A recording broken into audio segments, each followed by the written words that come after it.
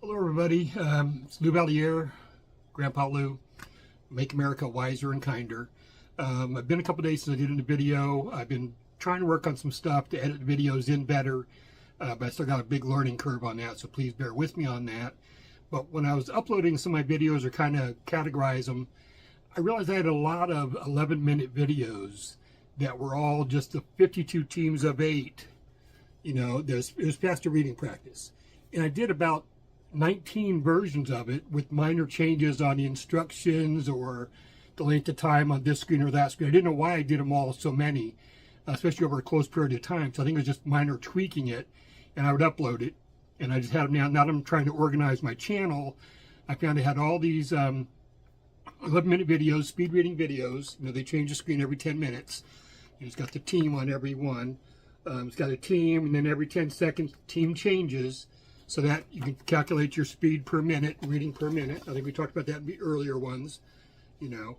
But when I was going through those, trying to clean them up, I was realizing a lot of them had the same music.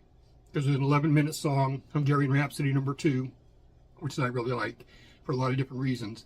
But I decided, well, why don't I just go and change the music on each one? So even though they're almost identical, except for minor tweaks, hard to find the differences, they're still valid, and they're still good, faster reading practice.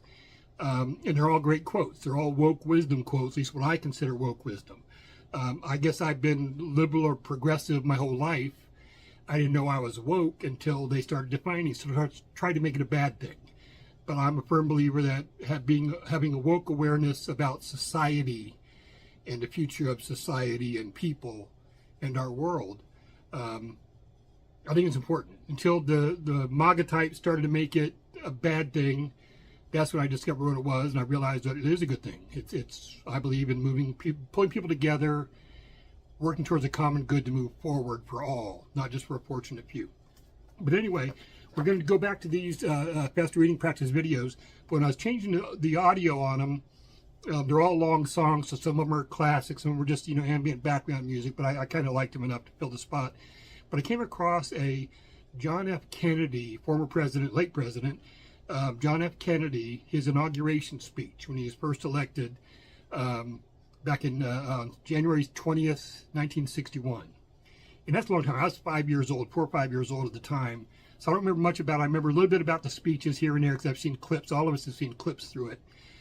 But I started listening to it, and I really liked the progressive nature and his view of society and how we need to pull together to move forward instead of trying to divide and separate so that I can move up and everybody else has to get behind me. That's not my view. That's not the progressive view. That's not what makes America wiser and kinder. What I'm going to do is I'm going to stop this film now, and I'm going to add it to the video that I added the John F. Kennedy inauguration speech to it as the background. So it may throw you off for a minute, but if you just read it and just listen to it in the background, or you can just put it on the background and just listen to it just to get the effect, you know, hear what he was saying. But it all kind of ties in, because I was noticing as he's talking, some of the things he talked about on that team that was going through 52 teams of 8, some of those quotes fit perfectly with what he was saying at the time, or what the gist he was trying to convey, and I like that. So I'm actually, because it's getting to be such a political time of the year now, and it's getting to be so crazy, you know, left and right, MAGA and mock, Make America Wiser and Kinder. And since our goal is mock's goal is to mock MAGA and their negative approach to society, I'm going to promote this video just to get the word out there. These are the words of wisdom we're trying to plant, the seeds of wisdom. And this is the voice of a man that led our country for a number of years. But he's definitely got us in the right direction. And we've been steering it farther and farther away from that because of the racist right. So I'm going to stop this now. I'm going to edit it in with the other one, and we'll see. And if you like it, please subscribe it. Please share. I'm new at this. I'm still learning how to grow it. I've had the channel for 6-7 years, and I've got over 400 videos up there, but they're all pretty much for my benefit, even though I was thinking I was trying to promote them. But now that I'm retired, forcibly retired. I'm going to go ahead and take advantage of it and focus my time on making society better and America wiser and kinder. So please subscribe, please share. And there's fundraising opportunities you can do for different schools or for organizations. I have no problem with splitting because all the education material are free. You can buy the books on Amazon, but you can download them for free on their website. For Cipher Wisdom and Math Wisdom and the Faster Reading.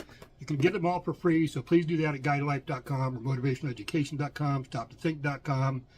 You'll see a lot of domains. But please do that to take advantage of them, because I would love to someday have something to pass on to society and say that Grandpa Lou made a difference. Grandpa Lou helped make society wiser and kinder. That's my goal. Take care. Love y'all. Bye-bye. Fitzgerald Kennedy, do solemnly swear. I, John Fitzgerald Kennedy, do solemnly swear. That you will faithfully execute the office of President of the United States. That I will faithfully execute the office of President of the United States. And will, to the best of your ability.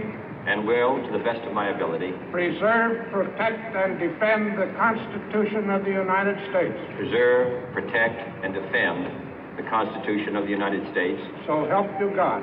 So help me God.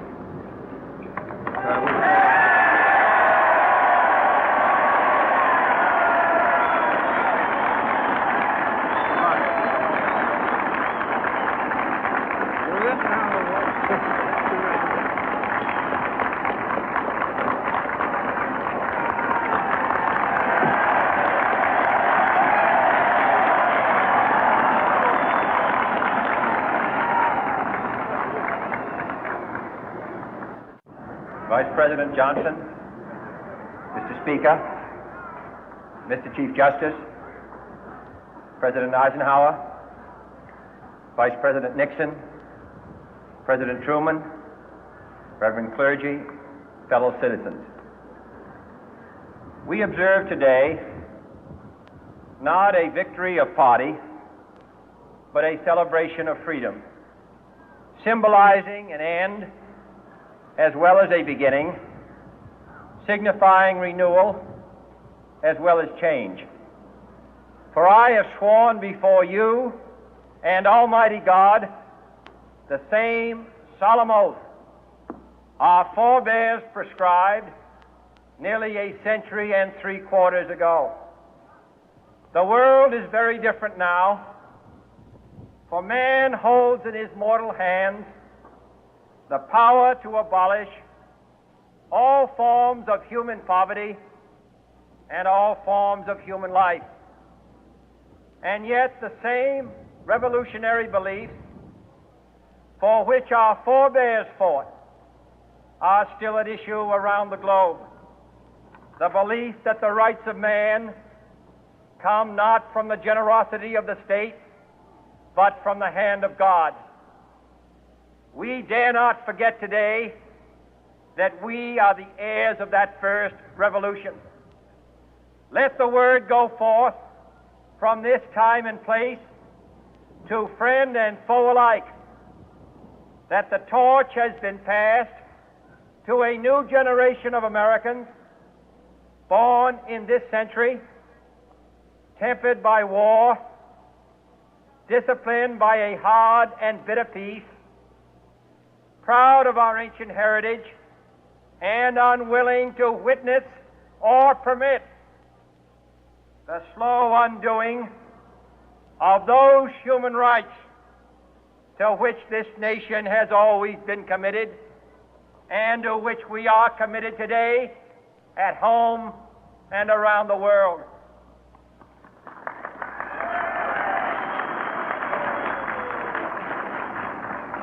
Let every nation know, whether it wishes us well or ill, that we shall pay any price, bear any burden, meet any hardship, support any friend, oppose any foe to assure the survival and the success of liberty.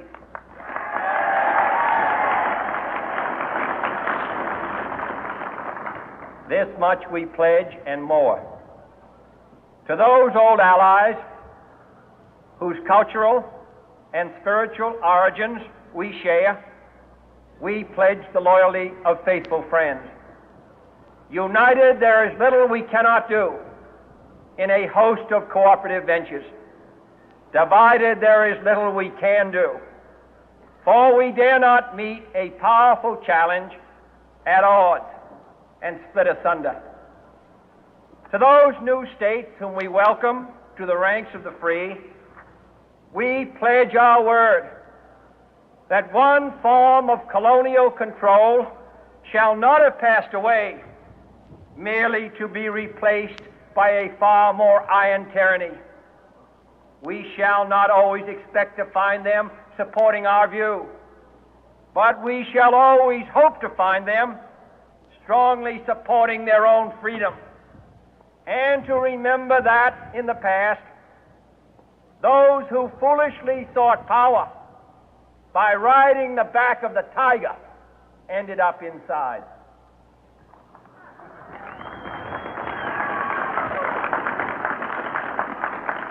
To those people in the huts and villages of half the globe struggling to break the bonds of mass misery, we pledge our best efforts to help them help themselves for whatever period is required, not because the communists may be doing it, not because we seek their votes, but because it is right.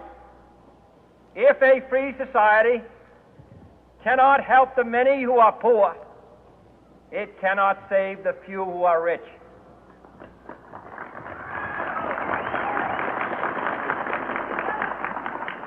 To our sister republics south of our border, we offer a special pledge to convert our good words into good deeds, in a new alliance for progress, to assist free men and free governments in casting off the chains of poverty. But this peaceful revolution of hope cannot become the prey of hostile powers. Let all our neighbors know that we shall join with them to oppose aggression or subversion anywhere in the Americas. And let every other power know that this hemisphere intends to remain the master of its own house.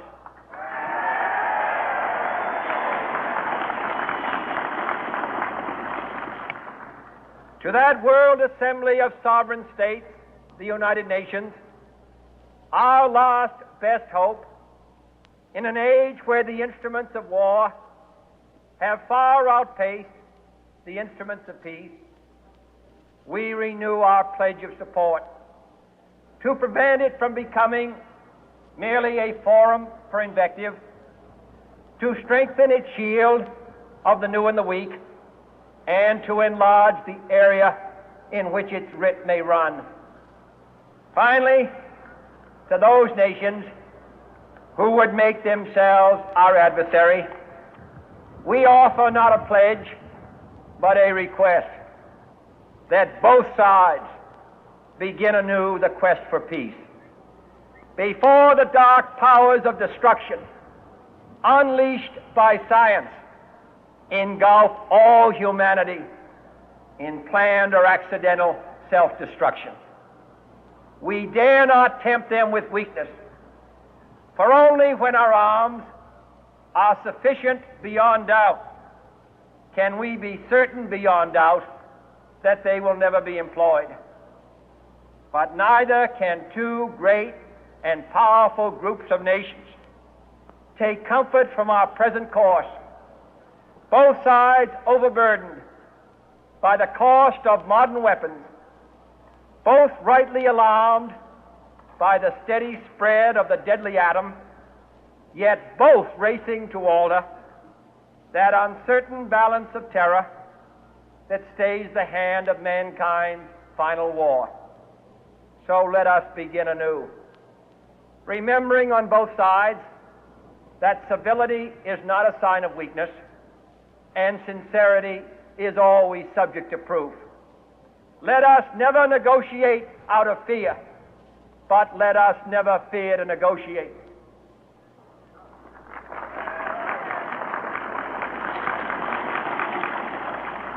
Let both sides explore what problems unite us, instead of belaboring those problems which divide us. Let both sides, for the first time, formulate serious and precise proposals for the inspection and control of arms, and bring the absolute power to destroy other nations under the absolute control of all nations.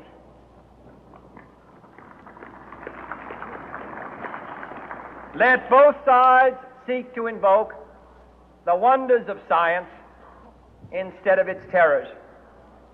Together, let us explore the stars, conquer the deserts, eradicate disease, tap the ocean depth, and encourage the arts and commerce. Let both sides unite to heed in all corners of the earth the command of Isaiah to undo the heavy burden and let the oppressed go free.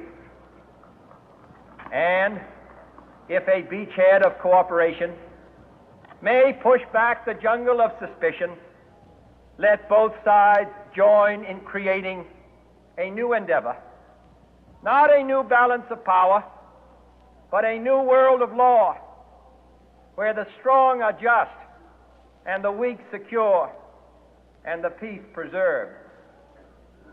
All this will not be finished in the first 100 days, nor will it be finished in the first 1,000 days, nor in the life of this administration, nor even perhaps in our lifetime